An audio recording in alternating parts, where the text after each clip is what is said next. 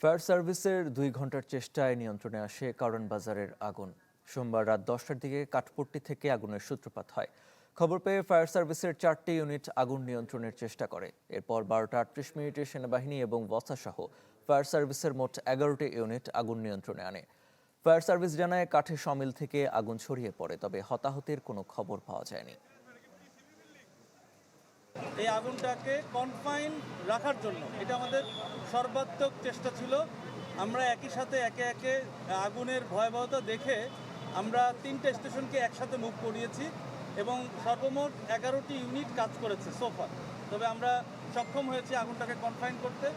আমাদের সর্বাত্মক প্রচেষ্টায় ১১টা ইউনিটের প্রচেষ্টায় এটা নিয়ন্ত্রণে আসছে। দেশের মানুষকে প্রতিদিন সুরক্ষিত রাখার প্রত্যয় নিয়ে সেফটি কেবলস সহ এলো সেফ সিলিং ফ্যান।